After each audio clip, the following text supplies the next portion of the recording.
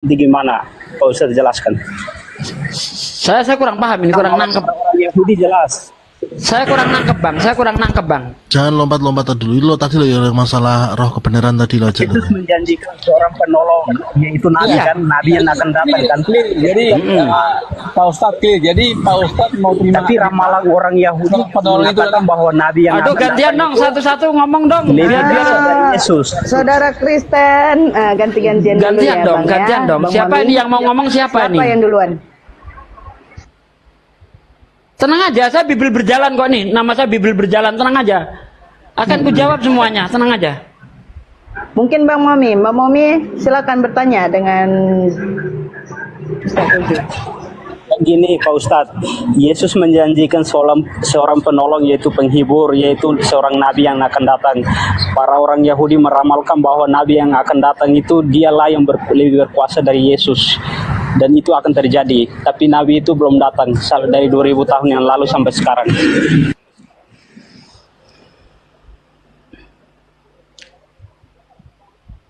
Yang jelas Nabi itu bukan Yesus sendiri. Bukan. Apa Ustadz? Ya. Justru itu maksud saya. Iya, bukan Yesus itu sendiri. Jadi Nabi itu, ya, sesuai dengan ini yang harus kita cari. Saya belum mau merujuk kepada Nabi Muhammad. Makanya saya ingin merangsang otak Anda. Di dalam Matius 18 ayat 19, di situ dikatakan, ya, barang siapa yang tidak mendengarkan firmanku yang diucapkan Nabi itu, demi namaku, Bismi Anoki dalam bahasa Ibrani, Bismillah dalam bahasa Arab, ya, daripadanya akan aku tuntut pertanggungjawaban. Sekarang kita cari, Bang, ini Nabi siapa yang menyampaikan firman Tuhan dengan nama Tuhan atau Bismillah atau Bismi Anoki? Ini Nabi siapa? Coba cari di dalam Bible. Ada Nabi yang ketika mau menyampaikan firman Tuhan dengan nama Tuhan atau Bismi Anoki atau Bismillah. Silakan. Itu baru ketemu nanti, Bang. Ayo, Kristen siapa bisa jawab? Ini Nabi siapa ini? Satu Nabi loh ya. Karena di ayat 18 orang Nabi. Akan aku bangkitkan dari antara saudara mereka yang seperti engkau. Aku akan menaruh firmanku ke dalam mulutnya. Ia akan mengatakan segala sesuatu yang ia dengar daripadaku. Tuh, seorang Nabi. Ada seorang Nabi yang akan menyampaikan firman Tuhan. Orang yang tidak mendengarkan firman Tuhan yang disampaikan Nabi itu akan dituntut pertanggungjawaban. Kisah Para Rasul 3 ayat 23 akan dibasmi dari umat kita. Nabi siapa ini? Ayo kita mikir, kita cari sama-sama. Ini belum ada pendeta yang lolos dari ini nih. Belum ada yang bisa jawab Nabi siapa dia. Kalau ngarang-ngarang sih bisa jawab, Ustaz. Yang ngarang harus ada bukti kan, Mbak Anu, Bang? Oh, ini buktinya di ayat ini. Kan gitu. Dan Nabi siapa yang melakukan peperangan terhadap orang-orang yang tidak mau beriman kepada Tuhan? Sebagaimana kisah Para Rasul 3 ayat 23 itu tadi. Ayo kita cari bareng-bareng siapa ini. Ingat, di dalam Matius 21 ayat 43 Yesus berkata, sesungguhnya aku berkata kepadamu bahwa kerajaan Allah akan diambil daripadamu dan diberikan kepada satu orang di luar bangsa Israel. Ayo, siapa ini dia? Jadi jika dikatakan itu Roh Kudus, itu Yesus terindikasi omong kosong itu. Bukan. Ulangan 34 ayat 10, tidak ada lagi nabi yang dibangkitkan dari Israel yang seperti Musa. Nggak ada lagi orang Israel yang seperti Musa itu. Ulangan 34 ayat 10. Jadi kandidat dari Israel gugur semua udah. Nggak ada. Nah ini ada nabi di luar bangsa Israel nih. Siapa ini? Ayo kawan-kawan Kristen, siapa yang bisa jawab? Silakan. Buktikan kepada saya Nabi itu ketika menyampaikan firman Tuhan dengan nama Tuhan. Bang Momi, lu noise banget. Aduh, noise banget, Bang. Aku mute ya, Bang Momi. Bang Tumpal monitor. Bang Tumpal. Bang Tumpal. Ayo Bang, kita debat pakai ilmu. Silakan Ayo. dijawab, Bang Tumpal atau Mami? Mami, monitor. Ada Kira-kira TP di ada bawah. pendeta yang hafalan Bibelnya melebihi saya debat begini Bang? Kalau ada, tolong dong untuk berhadapan dengan saya. Enggak kayak gitu Pak Ustadz. Jadi gini, iman itu bukan untuk diperdebatkan, kecuali mungkin ya ada hal yang mungkin nggak clear, itu bisa diperjelas. Tapi iman itu bukan untuk diperdebatkan. Jadi kalau menurut iman Kristen yang benar, penolong itu adalah seorang penolong, adalah Roh Kudus. Saat ini Roh Kudus ada di muka bumi ini untuk menginsafkan orang-orang supaya memberikan pengertian yang benar kepada semua manusia, supaya Tuhan yang benar itu adalah hanya ada dalam Yesus Kristus. Jadi Itu gini Bang, ini kita tidak sedang mempermasalahkan iman Anda. Enggak, kamu mau mengimani pohon sebagai Tuhan kek, mau mengimani sandal jepit sebagai Tuhan kek, nggak ada urusan dengan itu. Saya nggak peduli dengan iman Anda. Yang kita bicarakan di sini data yang ada di dalam kitab Anda. Iya, Ya, data. Ini data. Beda. Pak Ustadz mengambil menariknya kepada pemahaman sendiri. Bukan, Itu iman saya Bang di Tumpal. sini tidak sedang memaksakan pemahaman saya. Justru saya mengajak Anda untuk mencari siapa dia ini. Gitu loh. Di sini sangat jelas loh Bang. Ini Tuhan mengancam Anda Bang. Kalau ada preman yang bengis, yang raja tega, kamu mati, pasti mati. Kita udah dibuatnya panas dingin Bang. Ini Tuhan mengancam Anda. Apa katanya?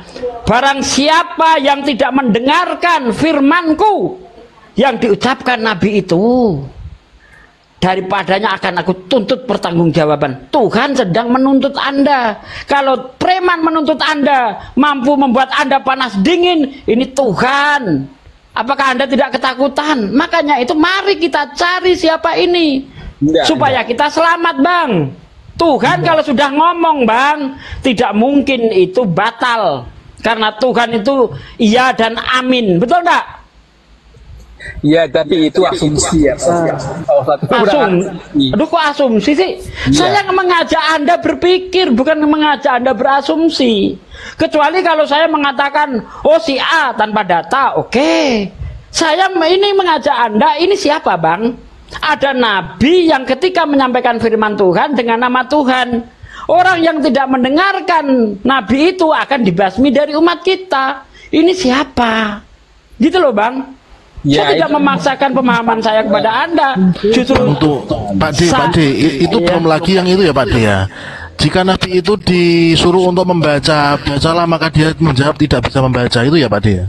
Iya, itu salah satu ciri-cirinya. Saya belum mau ke sana. Itu kan Yesaya 12:29 itu. Saya belum mau ke sana, Bang. Ini kita kupas antara Kisah Para Rasul 3 dengan Ulangan 18-19. Ini korelasinya sama. Kalau nggak percaya cek aja. Jadi gini aja deh Pak Ustadz, jadi mudah saja sih tahu. Jadi gini, kalau iman Kristen ini, ya pernyataan-pernyataan itu sebenarnya tidak ada yang kontradiksi, kecuali kalau ditafsirkan berbeda seperti yang tadi Pak Ustadz tadi. Jadi kalau dipahami dengan perumpamaan, itu nggak ada kontradiksi dengan satu yang lain. Ya. Terus masalah Pak Tumpal, mohon maaf, saya sedikit aja. Jadi ini yang jadi masalah itu bukan masalah iman Anda, Pak. Masalahnya orang itu nggak pernah mencari hal itu. Siapa itu nggak pernah difikirkan di gereja itu dibahas, nggak pernah. Siapa bilang nggak pernah? Justru kita menelaah sebenarnya sejarahnya bagaimana. Kita kan ambil yang simpel Nah ya, mari kita telaah Bang. Ini siapa Bang? Saya tidak sedang menafsir. Saya cuma gini loh Bang. Tafsir yang anggaplah saya menafsir. Tafsir saya tidak keluar dari otak saya. Tafsir saya tafsir ayat dengan ayat. Ya, di dalam Ulangan 18-19 dikatakan orang yang tidak mendengarkan Nabi itu akan dituntut pertanggungjawaban. Kisah Para Rasul 3 ayat 23, yang tidak mendengar Nabi itu akan dibasmi. Nah, di sini saya mengajak Anda untuk mencari siapakah dia. Itu Bang. Sudah kita cari Pak Ustaz. Siapa? Menurutmu siapa? Nabi Tuhan Yesus. Tuhan Yesus. Iya. Ingat ciri-cirinya Ulangan 18-19. Iya. Nabi itu ketika menyampaikan firman Tuhan dengan nama Tuhan. Iya. Coba di mana Yesus ketika menyampaikan firman Tuhan dengan nama Tuhan terlebih dahulu? Di mana? Ayat berapa? Iya, iya. Oke, saya nggak baca Alkitab, saya nggak bawa Alkitab sih. Tapi yang pasti itu saya sudah sering baca juga ya, bahwa Yesus mengatakan, "Akulah kebenaran dan hidup. Tidak ada yang datang kepada Bapa melainkan Aku." Itu pernyataan Pak Tumpal yang asumsi namanya Pak Bentar Tumpal. Bang, biar sama saya aja Bang ya, bentar. Pak Tumpal ini lupa Kisah Para Rasul 3 ayat 23. Itu nubuatan Pak Ustadz. Nah ya, itu nubuatan seorang nabi itu akan terjadi sementara Yesus sudah ada, bahkan sudah terangkat ke langit. Berarti bukan Yesus. Ulangan 34, Bang, dengar Bang. Ulangan 34 ayat 10, tidak ada lagi nabi yang dibangkitkan dari Israel yang seperti Musa. Yesus orang Israel bukan. Siapa bilang? Jadi ini yang mungkin salah Loh, kita pandai yang bilang Bang, baca sendiri. Tidak. Ulangan 34 ayat 10, baca. Jangan ngeyel Bang. Saya sudah ngeyel. Menuju kepada Yesus Kristus. Ya, Yesus jadi- orang Israel bukan. Di situ sangat jelas. Tidak ada lagi nabi yang dibangkitkan dari Israel yang seperti Musa. Sementara nabi yang akan datang itu seperti Musa. Pernyataan dari mana itu Pak Ustadz? Pak Ustadz dapat- Ulangan 34 ayat 10, baca baik-baik. Udah saya sebut berkali-kali ayatnya Bang. Ya, tapi saya nggak paham Pak Ustadz yang maksud. Aduh, Anda nggak pegang Bible tapi model ngeyel loh. Sementara saya Bible di otak saya. Gimana sih? Jadi gini Pak Ustadz, jadi kita itu bukan hanya masalah menguasai Bible, tapi apakah Bible itu mempengaruhi atau mengimani, itu yang paling penting, ya. Jadi kalau hanya kita Bagaimana Anda mau menguasai Bible kalau ayat-ayatnya aja Anda nggak ngerti? Bagaimana bisa Bang? Saya manusiawi Pak Ustadz, saya kecuali saya baca Bible, di sini bisa, tapi tidak pemahaman. Bagaimana Anda mau memahami Bible kalau ayatnya saja nggak tahu Bang? Gimana caranya? Terbatas Pak Ustadz, jadi ini kita butuh kejujuran ya. Pak Ustadz jangan merasa udah paham Alkitab, itu. Belum ada pendeta yang hafalannya melebihi saya Bang. Kalau ada tolong suruh sini Bang. Debat Itu kan- dengan saya Bang. Itu kan hiperbola Pak Ustadz, itu Oh sebenarnya. enggak, bukan hiperbola. Ini 15 tahun sudah saya dengungkan. Sampai sekarang belum ada pendeta yang mampu menghadapi saya open camp tanpa buka Bible. Bukan hiperbola, nyata. Makanya saya pakai Bible berjalan ini. Belum pernah ada Bang Tumpal. Serius, Ayolah, saya saksinya. pendetamu sekelas Budi Asali pun sekalipun aku berani. Saya nggak yakin Pak Ustadz, jujur saya nggak yakin. Ya udah, kalau nggak yakin, kalau ada punya pendeta, suruh sini berhadapan dengan saya open camp tanpa buka Bible. Bahkan saya bersedia diundang debat offline tanpa bawa HP, tanpa laptop, tanpa Bible. Kita betul-betul mengandalkan otak. Saya berani. Di mana ayo? Ya jangankanlah pendeta, saya sih belum yakin kok sama Pak Ustadz, kan gitu ukurannya. Jadi dari tadi ada enggak saya buka Bible? Ada buka Bible? Ada. Saya tanya coba. Nggak Ada ada, saya Pak. buka Bible Bang? Nggak perlu. Saya tanya sama Anda ada tadi saya buka Bible? Ada mata saya jelalatan kemana-mana untuk membaca sesuatu? Berapa puluh ayat yang sudah saya bawa? Ada saya buka Bible? Iya. Sebenarnya secara tidak langsung saya sudah menunjukkan kualitas saya di hadapan Anda. Gitu loh. Oh itu bukan ukuran Pak Ustadz. Sorry. Ukurannya apa Bang? Ukurannya orang dianggap paham Bible itu apa ukurannya?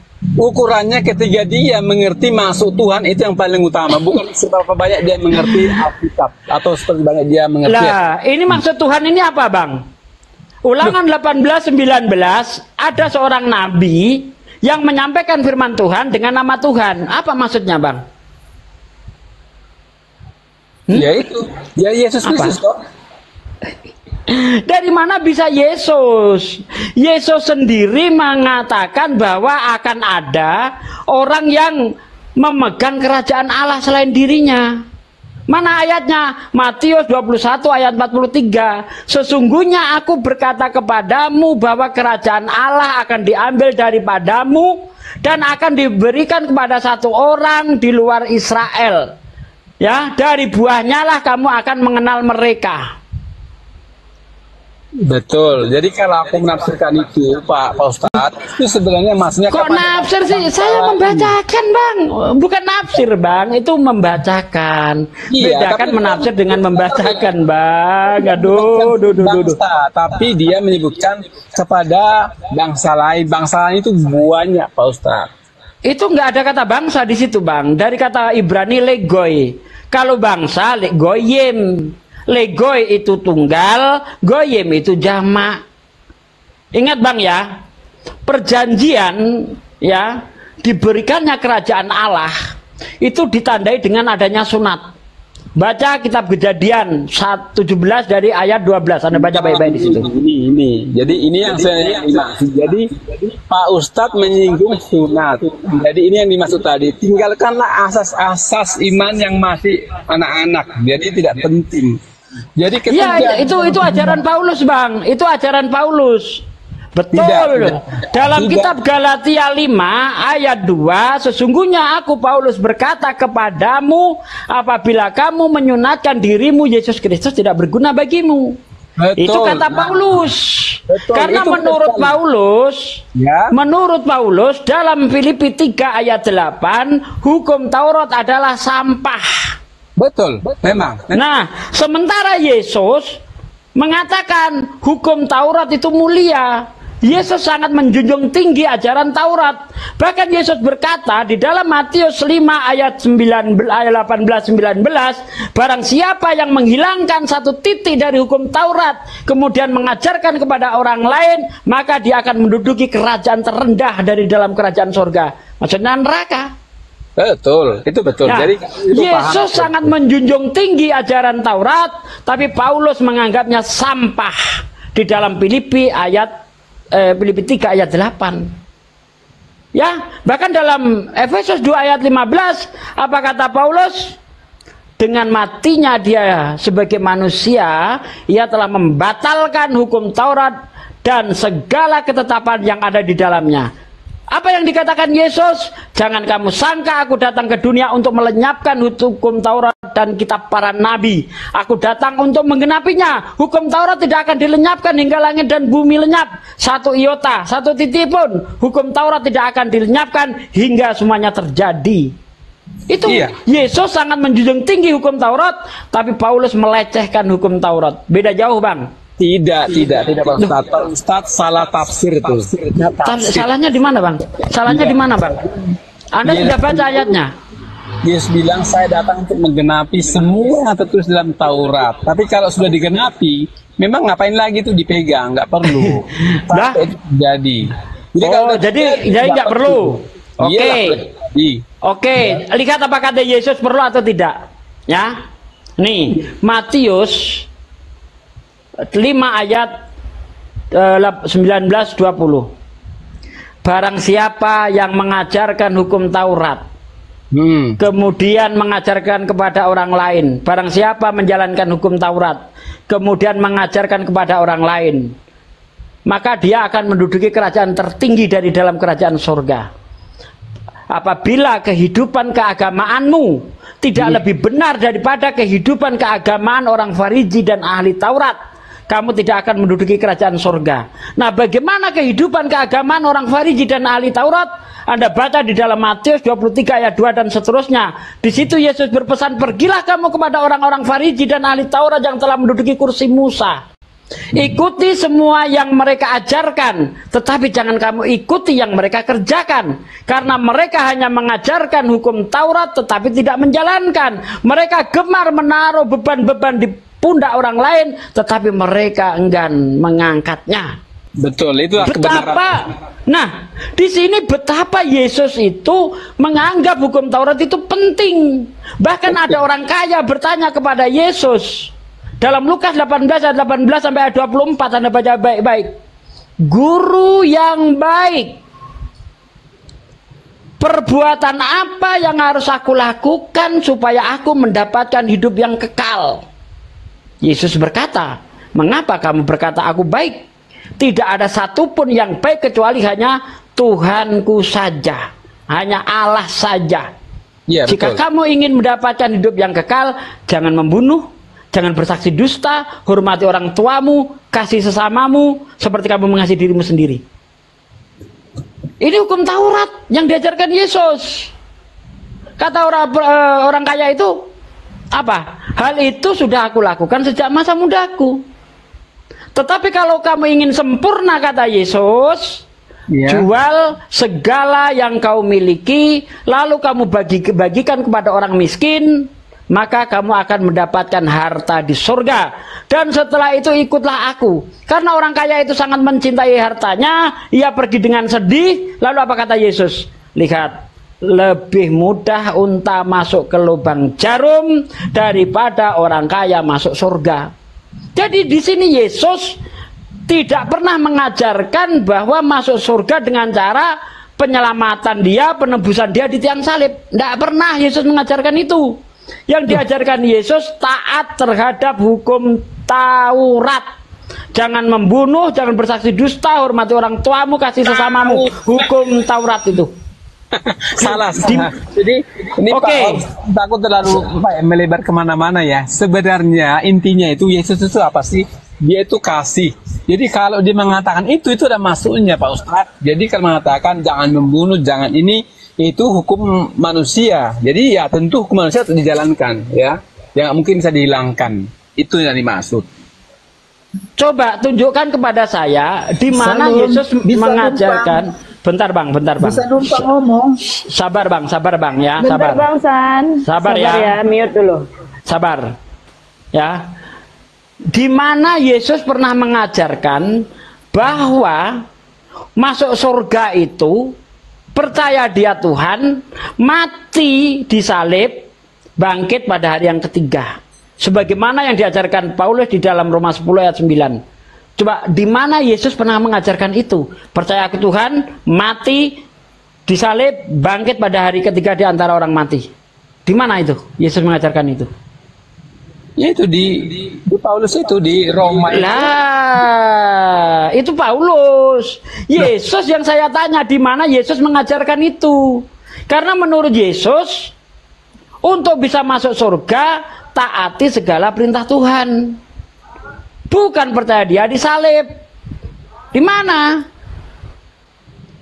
Dalam Matius 7 ayat 21, bukan setiap orang yang percaya berseru kepadaku Tuhan, Tuhan akan menduduki kerajaan surga, melainkan mereka yang menuruti kehendak Bapakku yang di surga. Tuh, apa kehendak Bapa di surga? Jangan membunuh, jangan bersaksi dusta, hormati orang tuamu, kasih sesamamu, jual hartamu, bagikan kepada orang miskin. Ayo. Itu hukum Taurat. Ya, memang itu syarat Yesus. Jadi Anda tadi mengatakan untuk apa lagi dijalankan? Yesus masih menekankan hukum Taurat. Ingat, orang Farisi, orang ahli Taurat yang hanya mengajarkan hukum Taurat saja tidak bisa masuk surga, apalagi Anda yang mengatakan hukum Taurat adalah sampah sebagaimana ajaran Paulus. Bagaimana bisa masuk surga? Itu maksudnya gini Pak Ustadz, dibilang sampai itu karena gini, karena hukum Taurat lah, makanya manusia itu jadi tahu itu dosa apa enggak. Jadi Tuhan mau supaya manusia melepaskan dosa. Inilah celakanya orang Kristen, belum baca ayatnya tapi langsung menafsir. Loh, kok nafsir sih? Itu tidak kasihan Pak Ustadz. Itu coba, ada tulis. Itu ayat berapa coba? Itu ayat berapa? Hukum Taurat sampah itu ayat berapa? Ya. Ayat berapa? Sebentar. Kitab apa ayat berapa? Kitab apa pasal berapa ayat berapa? Sebentar Pak Ustadz. Aku sih saya tak cari dulu Alkitabnya. Itu kayaknya nggak tak bawa tuh. Inilah ya, baca aja belum udah nafsir. Ini celakanya Kristen ini. Bukan nafsir Pak Ustadz. Ini Pak Ustadz. Lah itu apa bukan nafsir tadi? Bukan nafsir. Oh, bukan begitu Pak Ustadz. Maksudnya begini, itu nafsir Bang. Itu firman Tuhan, cuma kita secara letterleknya kita baca memang, tapi itu isinya. Jadi gini Bang, saya terangkan ya. Saya itu kan udah baca Bible dari Kejadian sampai Wahyu. Makanya saya itu banyak hafal ayat Bible. Ya.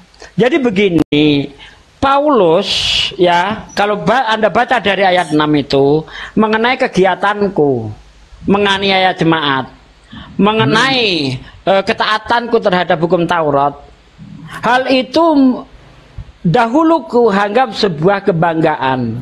Ya. Tetapi ketika aku mengenal Kristus, Yes. hal-hal yang dahulu aku banggakan dan kuanggap mulia, setelah mengenal Kristus semuanya itu kuanggap sampah. Betul. Karena lebih mulia Tuhanku Yesus Kristus. Nah, jadi menurut Paulus setelah dia percaya dengan Yesus mati disalib, dia Tuhan, hukum Taurat dianggap sampah. Makanya Paulus mengatakan hukum Taurat itu telah dihapus dengan matinya Yesus tiang salib, Efesus 2 ayat 15. Bahkan di dalam kitab Galatia 5 ayat 1 sampai ayat 6, jika kamu masih menjalankan hukum-hukum Taurat, kamu tidak menghargai pengorbanan Yesus. Sementara Yesus tidak pernah mengajarkan itu. Yang diajarkan Yesus, kamu harus tetap taat terhadap hukum Taurat. Bahkan kalau kamu hanya mengajarkan saja, itu belum ada jaminan masuk surga. Sebagaimana orang Farisi dan ahli-ahli Taurat, Bang. Izin. Bos, Ya, boleh apa ya? Bang? Silakan. Ya, silakan. Boleh ya, Bos? Ya. Ya, silakan, Nah, silakan. saya mau tanya Pak Ustadz. Pak Ustadz. Nah, itu kan ada ayat mengatakan bahwa jika hidup keagamaanmu tidak lebih baik dari orang Farisi, itu bagaimana Pak Ustadz memahami itu? Makanya dibaca ayat selanjutnya, Bang. Jangan diputus di situ. Baca ayat selanjutnya. Biar paham Anda. Nah, begini Pak Ustadz. Begini Pak Ustadz. Itu Yesus sendiri bilang begitu karena praktek keagamaan orang Farisi itu adalah kulitnya. Dia pergi sembahyang di lorong-lorong supaya dilihat orang bahwa dia sembahyang. Makanya Yesus bilang, kalau hidup keagamaanmu tidak lebih baik dari orang Yahudi, maka neraka bagianmu. Nah, Bang. itu maksudnya itu ayat. Makanya tadi sudah saya sebutkan di dalam Apa, Mak? Matius 23 ayat 2. Orang Farisi itu orang-orang yang fasik. Mereka itu hanya mengajarkan hukum Taurat, tetapi dia tidak mau menjalankan. Mereka gemar menaruh beban-beban di pundak orang lain, tapi mereka sendiri tidak. Dia gemar pamer hidup keagamaannya, Ustaz. Dia Matius- suka pamer hidup keagamaannya, Iya, Ustaz. Orang makanya Kristen itu tidak begitu, fasik. makanya Yesus bilang, Tetapi, jika hidup bentar, keagamaanmu Bang. tidak lebih baik dari orang Farisi. Bang, Matius 23 ayat 2 itu jelas. Mereka itu hanya mengajarkan hukum Taurat tetapi tidak menjalankan. Nah, Kristen lebih buruk kehidupan keagamaannya daripada orang Farisi dan ahli Taurat. Kenapa? Karena orang Kristen tidak mengajarkan hukum Taurat, tidak. Contohnya, Pak Ustaz, Aduh, bentar lah Bang, jangan main seruduk lah. Ya, karena Iya, orang maksudnya Kristen. jangan udah, apa saya namanya, nggak jangan mau debat begini, menghargai. turun. Saya nggak mau Jangan menghargai, debat Ustaz. main-main begini, saya nggak mau turun. Nggak enak ini debat kayak begini. Ada orang ngomong belum selesai main seruduk aja. Turun. Silakan yang lainnya. Biasa tat, biasa. Apa? Orang mau menerangkan belum gol, belum klimaks, udah diserondol aja. Jelas-jelas Yesus mengatakan kelakuan orang Farisi, orang Saduki, ahli-ahli Taurat itu, mereka itu hanya mengajarkan, tetapi tidak menjalankan. Mereka itu melabur kuburan putih, padahal di dalamnya isinya belulang. Jadi tidak sesuai antara bungkus dan isi. Itu loh maksudnya itu. Ya, walaupun dibungkus kertas emas, tapi kalau isinya kotoran ya kotoran. Itulah kehidupan keagamaan orang Farisi. Ya. Ustaz Itulah Sugi, kehidupan. Ya bentar Bang. Saya belum selesai. Sabar, aku izin turun bang. Enggak, Oh, iya, aku iya. izin Iya, turun Bang. Ustaz. Oh, iya, Gantikan sama Bang. Datuk. Iya. Gantikan sama Iya, Bang, Datuk. Bang. Terus Iya. sama Juragan Empang mau naik Bunda. Juragan Empang mau naik. Assalamualaikum warahmatullahi wabarakatuh. Waalaikumsalam warahmatullahi wabarakatuh. Waalaikumsalam. Sementara kehidupan orang Kristen itu lebih buruk kehidupan keagamaannya ya, lebih buruk daripada kehidupan orang Farisi dan ahli Taurat. Mereka tidak mengajarkan, mereka tidak menjalankan, bahkan mereka percaya dengan apa yang dikatakan Paulus bahwa hukum Taurat adalah sampah. Mana? Pak Adven, silakan Pak Adven. Bagaimana Pak Adven? Ya. Baik, memang di teksnya itu dikatakan jika hidup keagamaanmu tidak lebih benar. dari ahli Taurat dan Farisi sesungguhnya tidak masuk ke dalam kerajaan surga. Tapi kalau kita kaji lebih dalam itu, dalam bahasa Yunani itu di kaiosune, di kaios itu adalah kebenaran.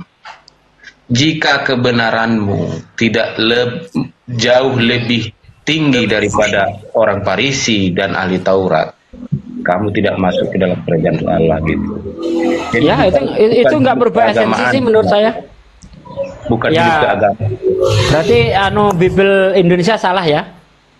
Jelas salah. Nah, intinya Pak, apa itu merubah makna Pak? Merubah. LAI salah ya, LAI ya. Ngeri bener. Ngeri. Jadi bagaimana Pak ayat itu? Maksudnya bagaimana ayat itu? Matius 5 ayat 20. Maksudnya ini tujuannya gitu. Enggak. Coba dibacakan teksnya sesuai Jadi, Yunaninya. hidup keagamaan itu tidak ada dalam teks asli yang Iya. Yosun. Artinya kebenaranmu. Nah, apabila kebenaranmu tidak lebih benar, gitu ya, Tidak melimpah melebihi. Tidak melimpah melebihi. Itu. Iya, artinya bahwa Yesus di sini menuntut pengikutnya itu kehidupan keagamaannya atau kehidupan spiritualnya harus lebih benar daripada orang Farisi dan ahli Taurat, begitu kan? Bukan. Aduh, salah lagi ya? Kebenaran di situ sebagai standar. Itu. Jika kebenaranmu tidak melampaui kebenaran ahli Taurat dan orang Farisi, sesungguhnya kamu tidak masuk ke dalam kehidupan kekal. Oke. Jadi kebenaran orang Farisi, ya kan? Dia itu sebatas hanya mengajarkan hukum Taurat. Bukan ke situ, Pak. Bukan ke situ. Standar kebenaran orang Farisi adalah Taurat. Kok Taurat sih? Coba di dalam Matius 23 ayat 2, Pak. Orang Kristen diminta oleh Yesus untuk mempunyai standar kebenaran yang lebih tinggi dari hukum Taurat, yaitu ajaran Yesus itu sendiri. Nah, ajaran Yesus itu sendiri tetap menegakkan hukum Taurat. Kan begitu? Tidaklah melampaui. Ya, apa kata Yesus? Barang siapa yang menghilangkan satu titik Iya. dari hukum Taurat, dia tidak bisa menduduki kerajaan surga. Iya. Nah, berarti standarnya adalah hukum Taurat. Nanti Anda kalau begitu penafsiran kata kita Pak Sugi, semua kita binasa, hanya Farisi nanti yang selamat, ada Yahudi yang selamat. Oh, tidak bisa. Ya kan, karena keterangan Pak Sugi begitu. Dah, karena memang Yesus itu kan diutus hanya untuk orang Yahudi, untuk orang Israel, kan? Makanya standarnya seperti itu. Sebagai Mesias, dia hanya untuk orang Israel, karena janji Mesias itu diberikan kepada orang Israel. Nah, memang iya. Tetapi sebagai juru selamat dia untuk seluruh dunia dong. Di mana itu? Ya begitu, kematiannya itu untuk seluruh dunia kan. Oh, nah, Yesus nggak pernah mengajarkan itu. Izin Enggak. sebentar, Pak Adventi sebentar. Mohon di tap layarnya teman-teman. Komal goyang, kopi-kopi, donat-donat ya apa-apa, silakan. Yesus Ini cuma tidak pernah 28 mengajarkan ribu itu, ini. Pak. Ya, bentar. Yesus nggak pernah mengajarkan itu. Di mana bahwa kematiannya untuk seluruh dunia? Nggak ada. Di mana ayat itu? Kan ada, Yohanes sudah berkata ketika dia akan dibaptis, lihatlah ada gembala yang menanggung dosa dunia. Kata Yohanes. Kata Yesus? Ya kami percaya semua itu adalah dari Roh Kudus, dari Tuhan. Yesus tidak pernah mengajarkan bahwa Kami tidak membeda-bedakan itu Pak Sugi. Iya, terserah Anda. Mau Yohanes yang bilang, mau Musa yang bilang, mau kan, Petrus yang bilang sama. Ketika ada Yesus sendiri, ya, ketika ada Yesus sendiri, maka kita korek dulu dong Yesus. Kira-kira sinkron nggak dengan Yohanes? Kan begitu. Kami nggak begitu.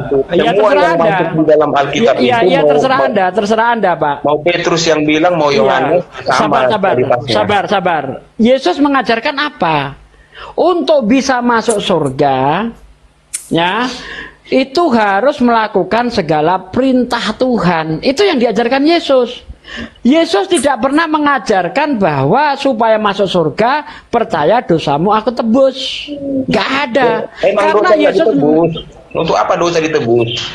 jadi penyaliban untuk apa? Untuk apa? Bapak dulu, kalau pegadaian yang Bapak tebus apa? Barang atau utang? Barang. Ya udah, Nah, sekarang Yesus nebus barang apa? Sekarang yang Yesus nebus tergadai barang yang apa? ditebus, manusia tergadai oleh karena dosa, manusialah yang ditebus, bukan dosa.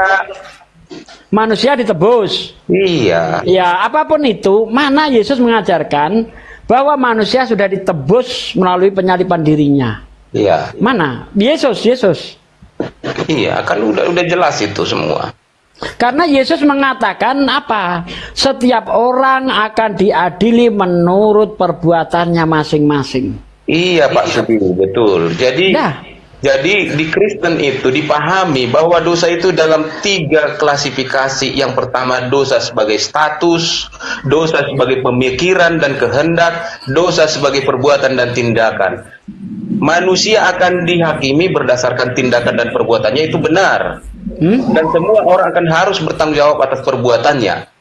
Tidak ada perbuatan kesalahan yang ditanggung oleh Yesus. Kalau saya mencuri ya saya tanggung. Terus yang ditanggung Yesus apa ini? Dosa yang diakibatkan oleh kejatuhan Adam dan Hawa. Dosa yang disebabkan oleh kejatuhan Hawa, Adam. Jadi setelah Hawa dan Adam dan Hawa jatuh, seluruh kaum keturunannya berstatus dosa. Nah, berstatus dosa. Setelah itu karena mereka menyandang status dosa, maka seluruh keturunannya itu harus binasa. Oh. Itulah binasa, yang ditanggung oleh Yesus. Binasa di sini maksudnya apa, Pak? Binasa di sini apa maksudnya? Binasa lah. Binasa itu mati kekal abadi. Masuk neraka gitu.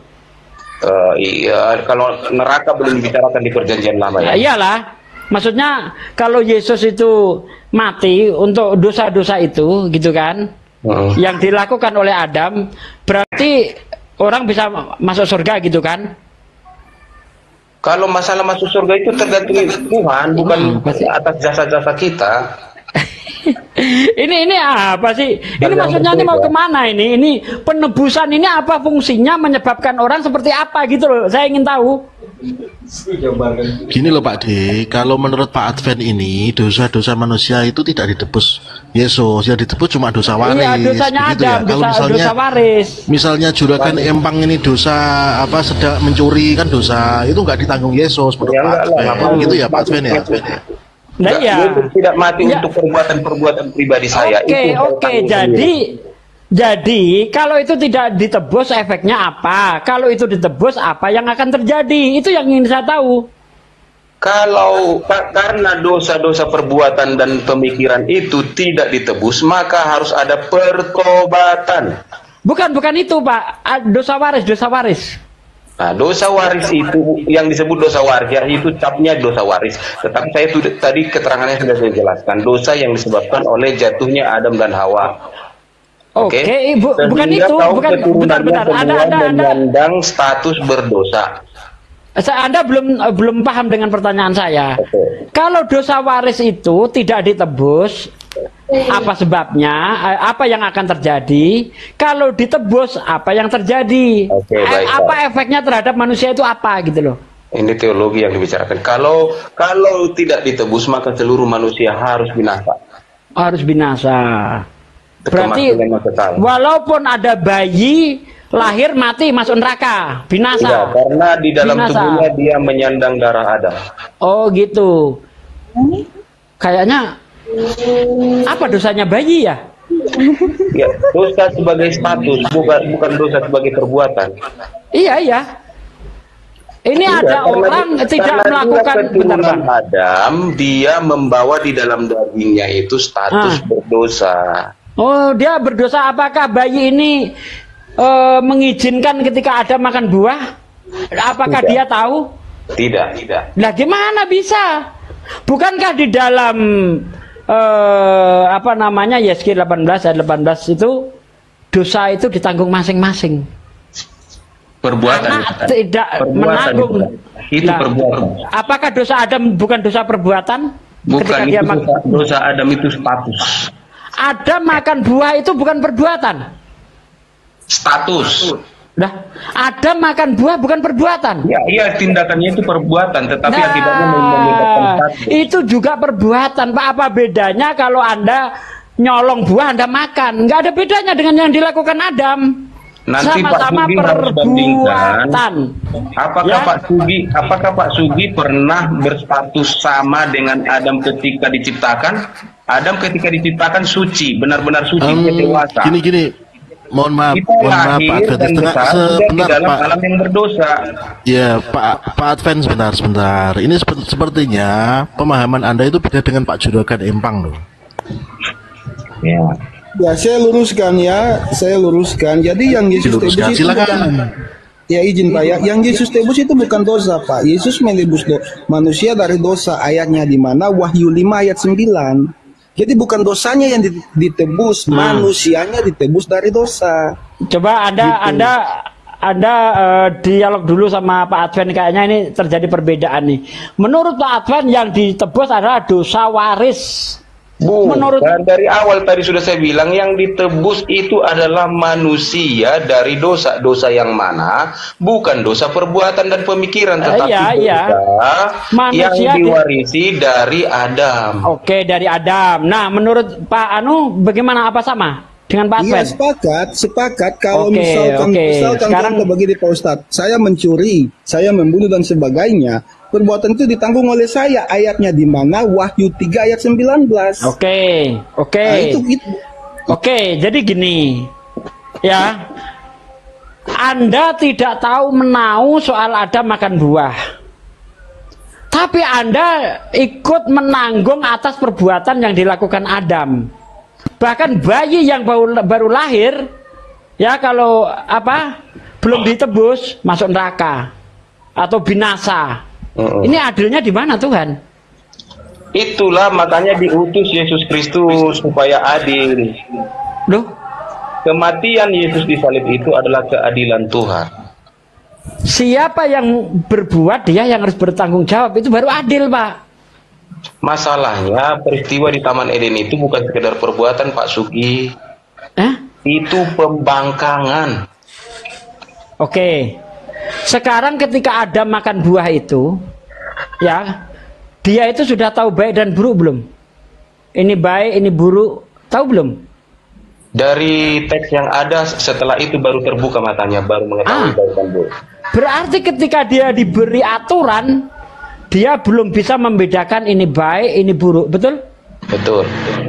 Bagaimana mungkin orang yang belum tahu ini baik, ini buruk, ketika melakukan kesalahan dia dihukum? Kalau dalam narasi ini kita sama Pak Sugi, saya juga terhadap sesama teologian Kristen memperdebatkan itu. Kena kan? Bukan kena, kita sama di bidang itu. Saya juga masih menggugat itu. Karena setelah Adam memakan buah itu, maka dinyatakan, maka terbukalah matanya. Manusia itu telah mengetahui yang baik dan benar. Berarti sebelumnya belum. Jadi tentang itu kita sama. Bagaimana bisa ditimbakan dosa sama dia? Nah, itu kalau tentang itu saya masih sama dengan Anda. Berarti dosa waris masih meragukan karena Anda sendiri masih mendebatkan. Iya. Oke, saya kan akademis bicaranya, jadi saya nggak gontok-gontokan. Keren. Satu, bentar Bang, jangan diteruskan dulu Bang ya. Ada di Islam Bang ya, di Islam orang yang belum balik itu tidak bisa dikenain dosa walaupun dia melanggar syariat-syariat Islam. Apa balik artinya? Akalnya sempurna, sudah sempurna dia membedakan ini betul, ini salah. Ketika dia balik, dia tidak sholat, baru kena hukum, kena dosa. Itu di Islam adil. Orang gila, ya walaupun dia punya akal, tapi nggak sempurna akalnya, makanya dibilang sakit jiwa. Itu ketika dia melakukan perbuatan, bahkan membunuh orang sekalipun, dia tidak bisa kena dosa. Posisi Adam saat itu tidak bedanya dengan hewan, ya. Dia tidak tahu baik dan buruk dalam keadaan telanjang. Bagaimana bisa dikenai hukuman? Satu. Yang kedua, efek yang dilakukan Adam itu membawa kebaikan bagi manusia. Lihat, ketika Adam setelah makan buah, matanya terbuka, dia mengambil daun-daun ara, pohon ara untuk dijadikan cawat. Artinya apa? Peradaban manusia dimulai. Betul? Nah, secara ilmiah begitu, Pak. Nah, coba kalau Adam tidak makan buah, Pak, Anda nggak ada bedanya dengan monyet. Justru kita kenal HP, kenal laptop, ada komputer, ada pesawat, ada peradaban dunia yang begitu maju karena perlakuan Adam. Seharusnya kita berterima kasih kepada Adam. Oh Adam, terima kasih kau sudah makan buah. Kalau tidak, kami seperti monyet, Adam.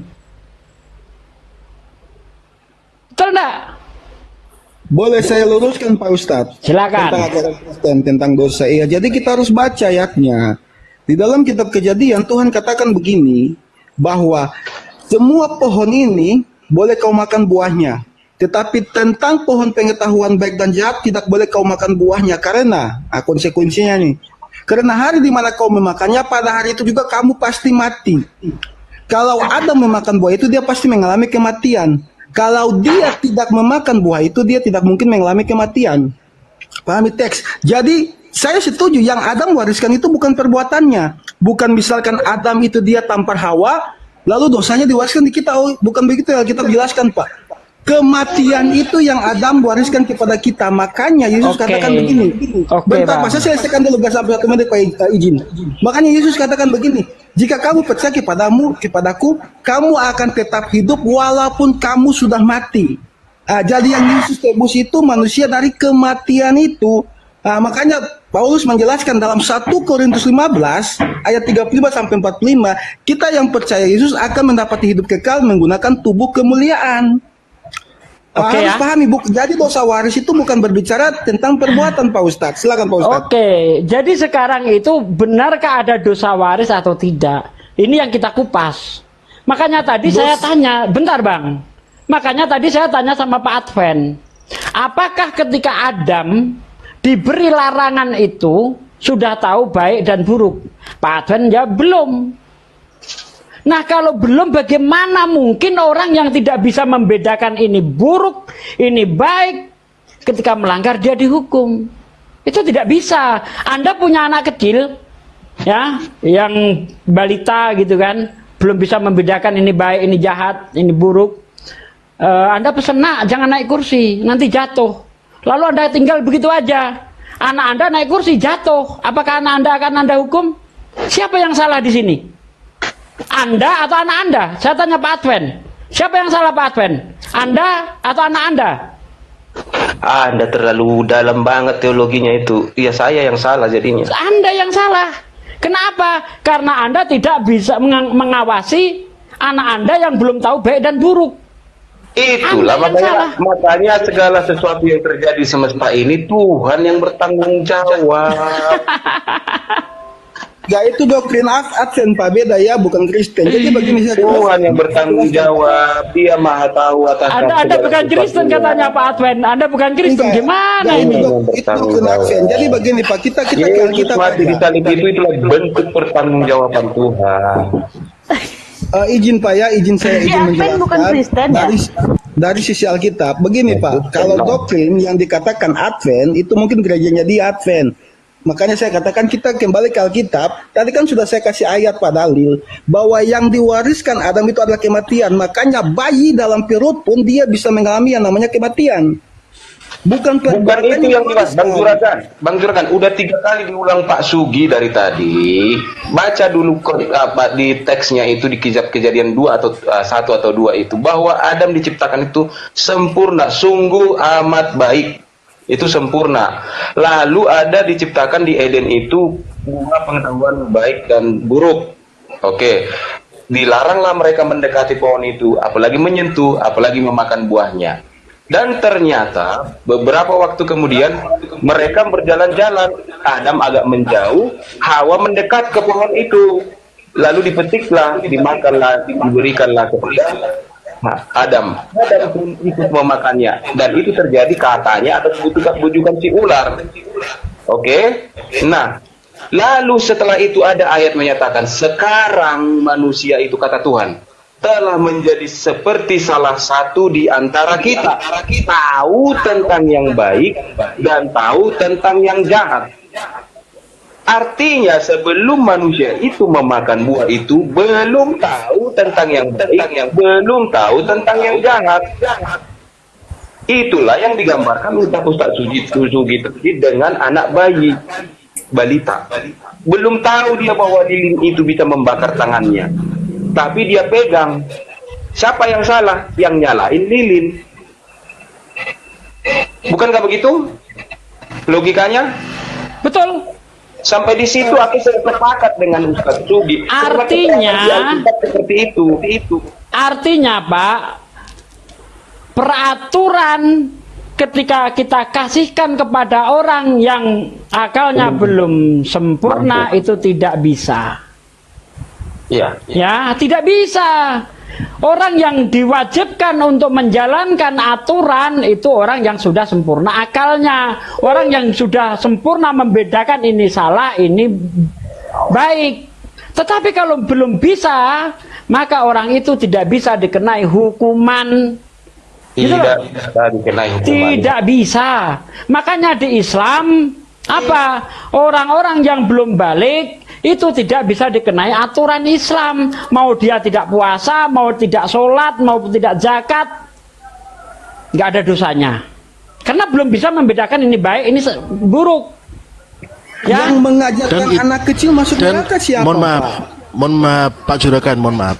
Dan itu pun yang digunakan hukum positif di Indonesia. Betul. Jika belum, kan begitu kan, jika belum berumur maka tidak dikenakan hukum seperti orang dewasa.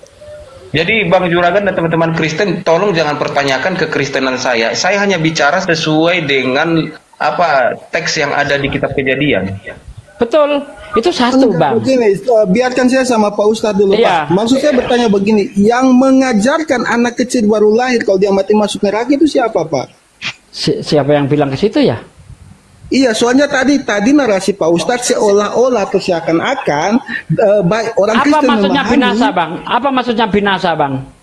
Binasa itu berbicara kematian, makanya tadi kan saya ambil dari Kejadian. Apapun itu Bang, apapun itu. Enggak, saya bernarasi dulu baru Bapak tanggapi. Saya bernarasi dulu. Tadi kan sudah saya kasih ayat. Kan Tuhan bilang begini, hari di mana kau memakannya, pada hari itu juga kamu mati. Nah, jadi kalau Adam tidak memakan buah itu, mati di sini apa maksudnya, Bang? Oke, mati di sini kematian. Mati berbicara kematian, Pak. Semuanya mau kematian fisik, mau kematian terpisah dari Allah atau disebut kematian rohani. Oke ya. Anda konsisten ya. Mati secara fisik. Oke.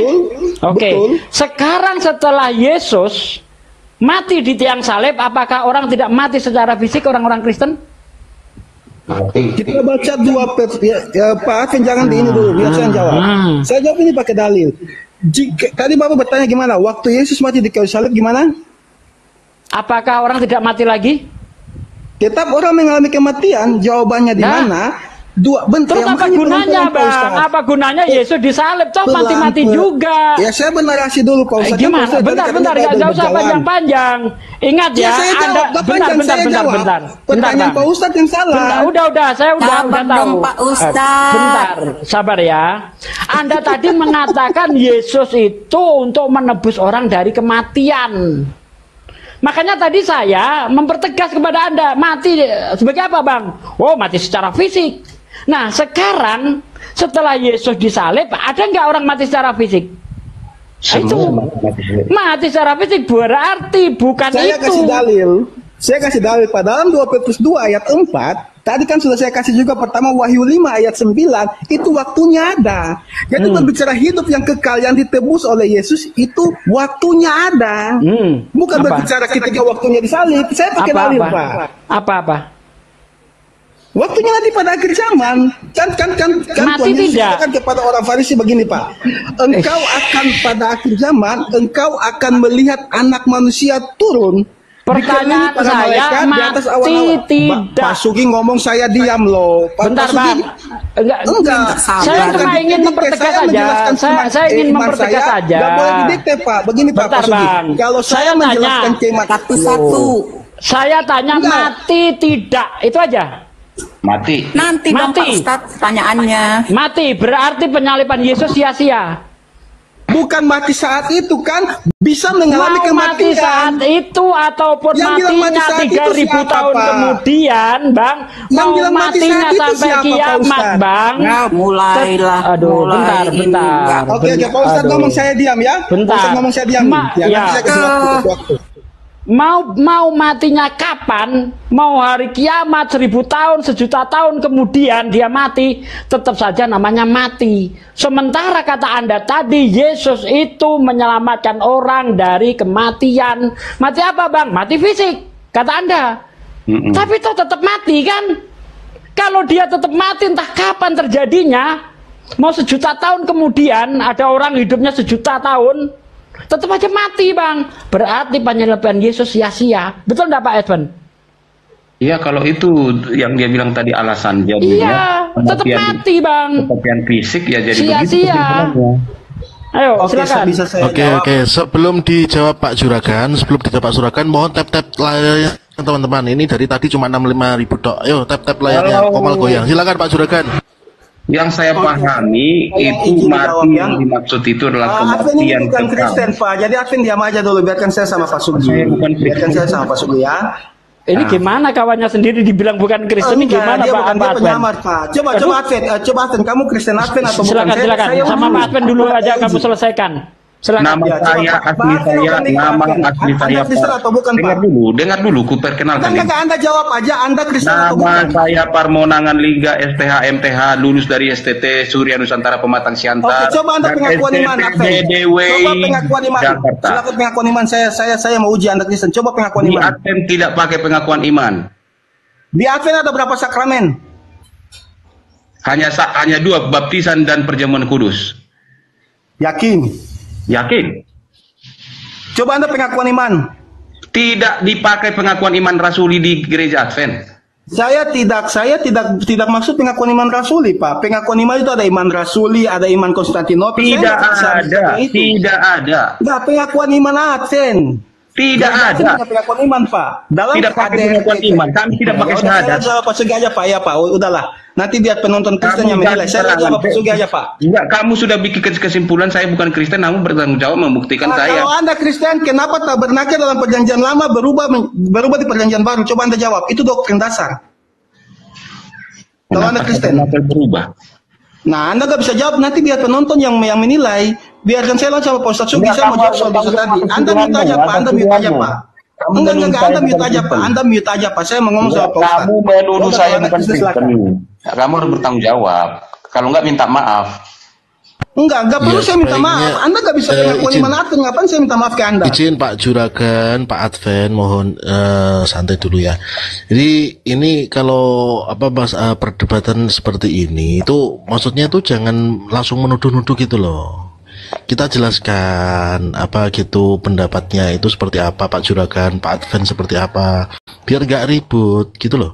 Nggak, Ya, saya yang nggak terima bawah dituduh jangan bukan ketawa ya, Kristen. yang bawah jangan ketawa. Kalau ketawa Saya dipotong. begini, ya. Pak. Dari awal kan Silakan. Pak Advent kan penjelasan kan tidak sesuai doktrin Alkitab. Contoh kan dia bilang, saya juga bingung. Anak kecil kok di iman saya belum bisa berbuat dosa tapi nanti mati.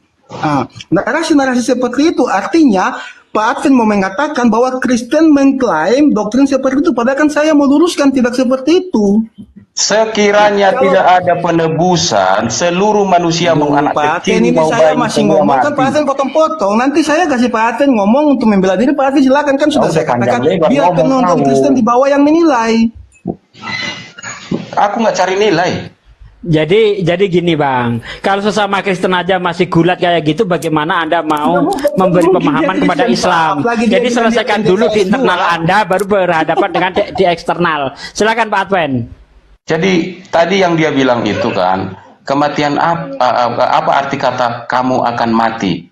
Di dalam kitab Kejadian itu dia bilang kematian fisik. Di situ aja udah buyar nanti kesimpulannya, kematian itu nggak guna.